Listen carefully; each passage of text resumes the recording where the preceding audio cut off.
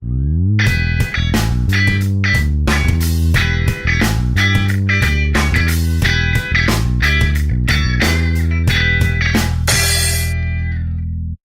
que a gente chegue num mapa geológico, nós temos que fazer uma espécie de uma cartografia geológica. Nós vamos usar todas aquelas inferências que eu apresentei para vocês, né?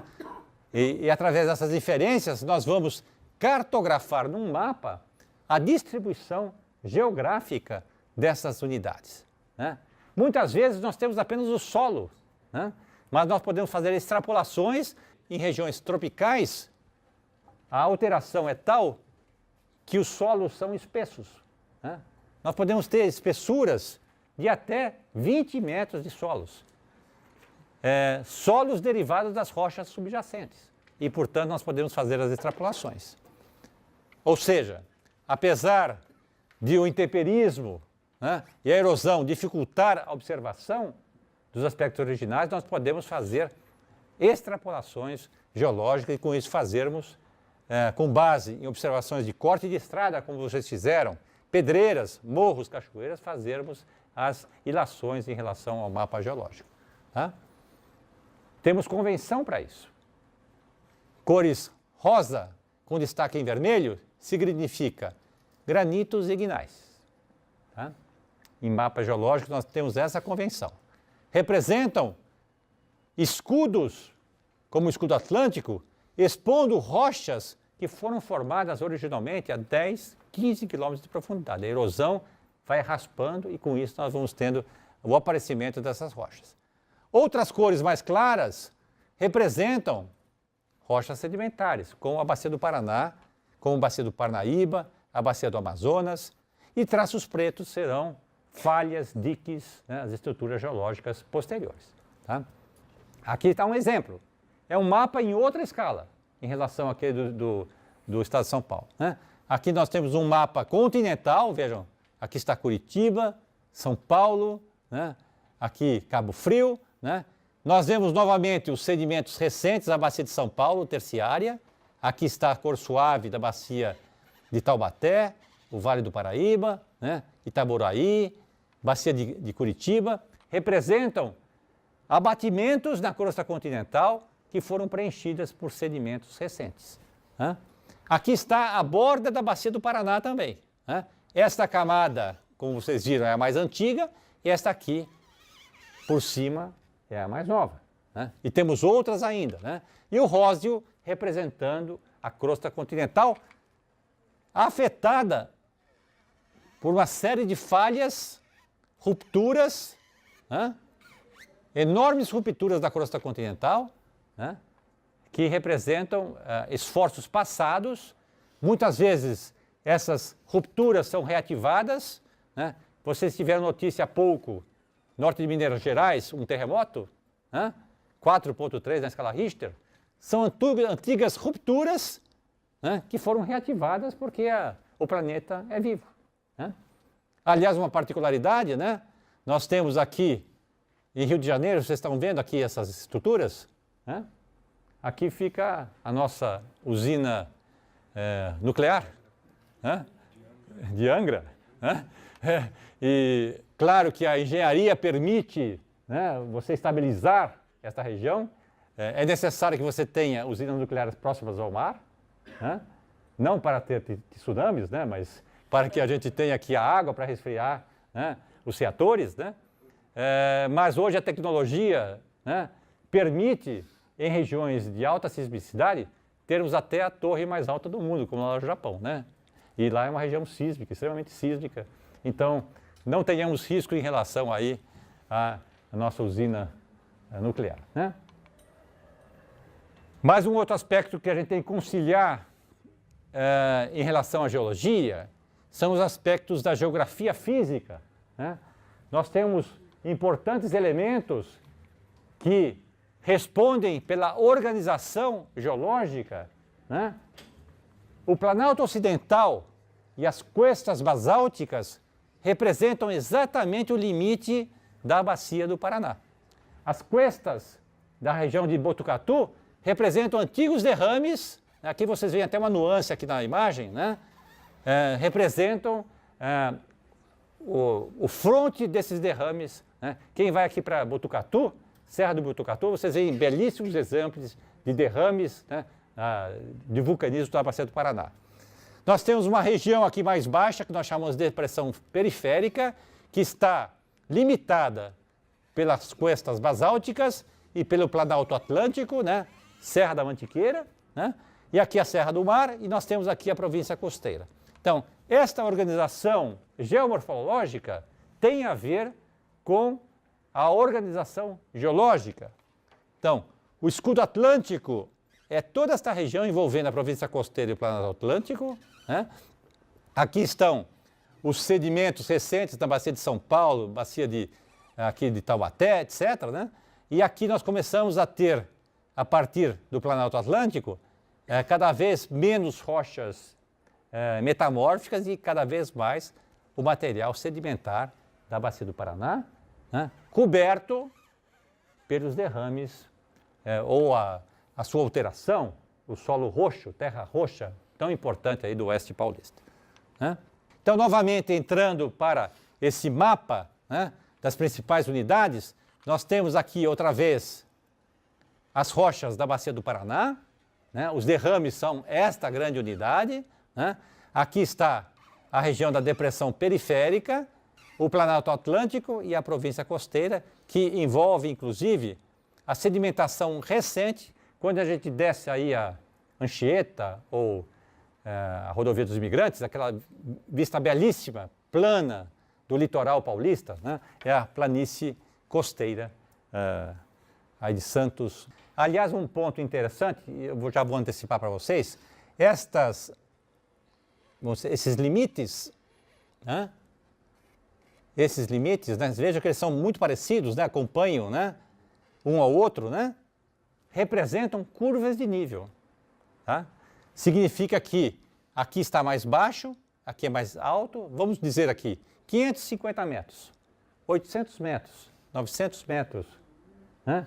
Então, se nós temos limites de camadas acompanhando curvas de nível, significa que nós temos camadas horizontais. É mais um outro elemento que nos indica essa visão original das camadas.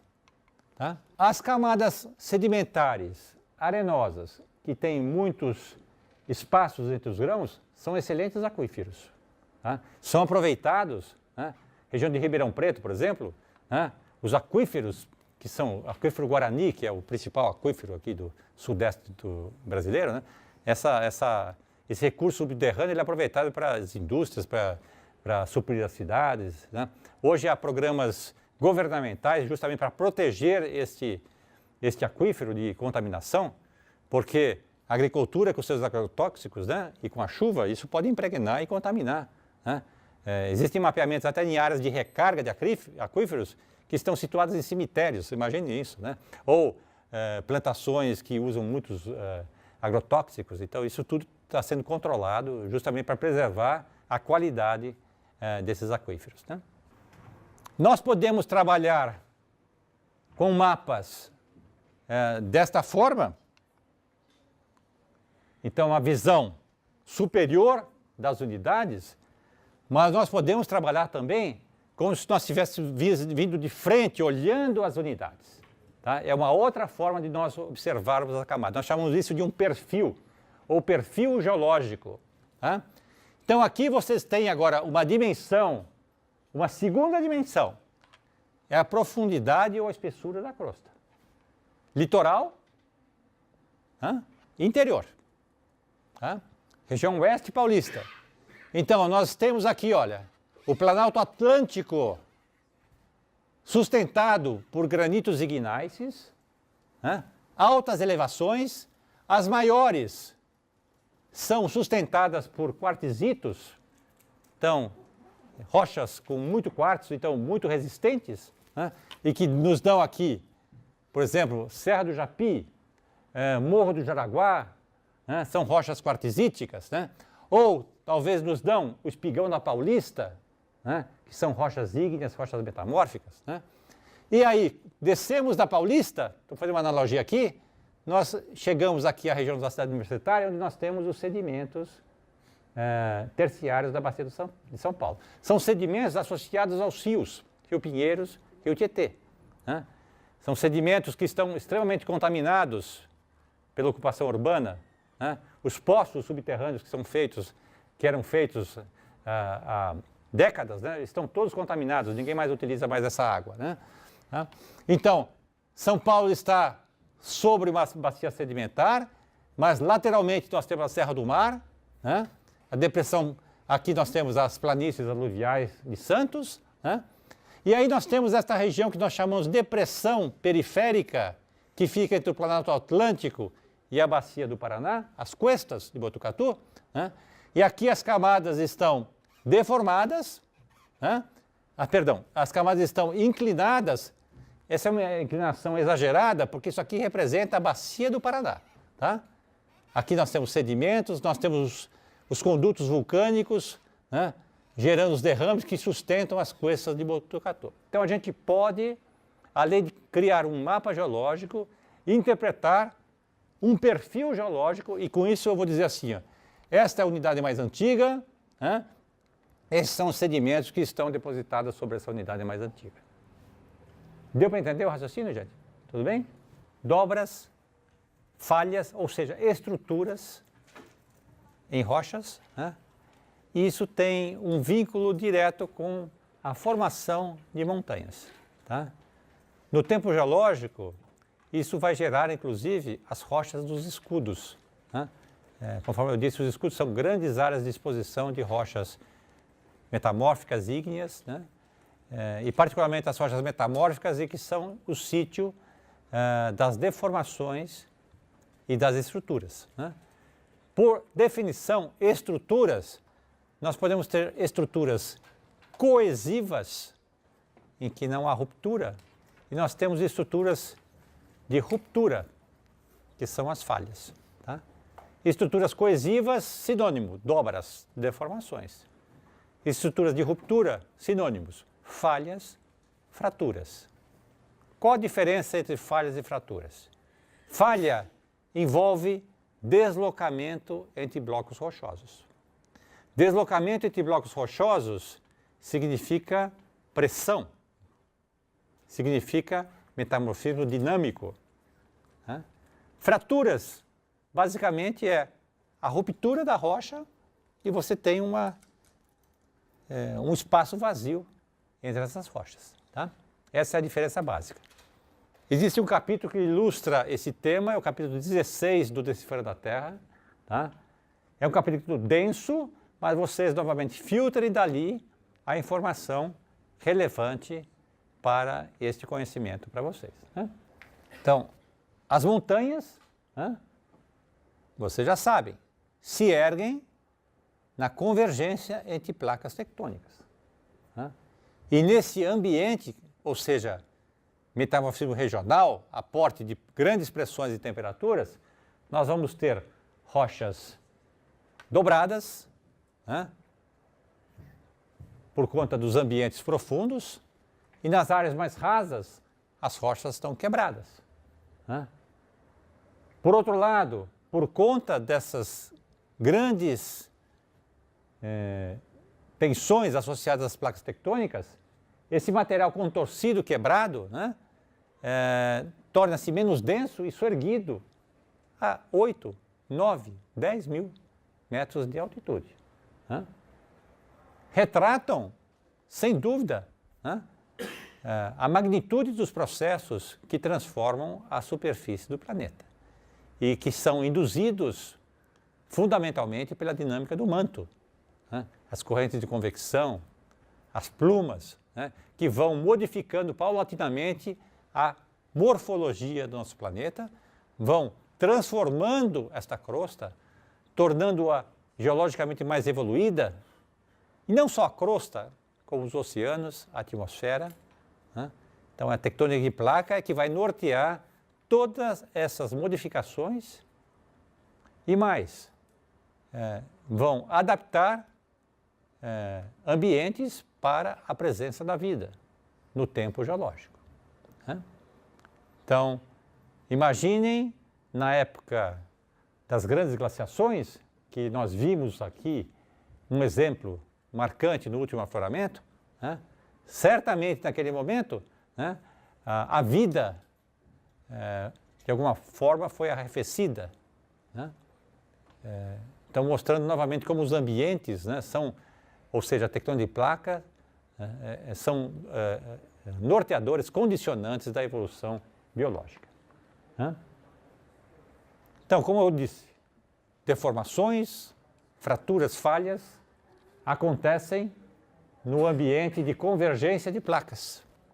Seja no ambiente em que vocês têm, tipo o Japão, crosta oceânica descendo abaixo de crosta continental ou crosta oceânica, ou quando dois continentes se chocam, como é o caso da Índia se chocando com o Himalaia. Não só deformações, falhas, fraturas, mas também terremotos. Já mostrei aqui animações para vocês, ilustrando, né, como os limites das placas estão associadas com terremotos, com vulcanismo e outros elementos. Né? Então aqui novamente está aquele preceito que eu disse para vocês. Camadas se depositam de maneira horizontal, né, e pela ação do metamorfismo vão se tornar contorcidas, deformações coesivas, né, e num ambiente mais rígido vão se quebrar por conta dessas pressões.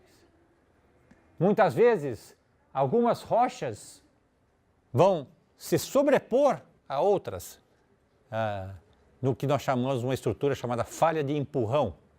Isso cria uma complexidade, porque se eu tenho os estratos originalmente numa sequência e parte deles cavalga o seu adjacente, eu vou complicar toda a história desse pacote. Vai ser muito difícil recuperar a história primitiva desta região.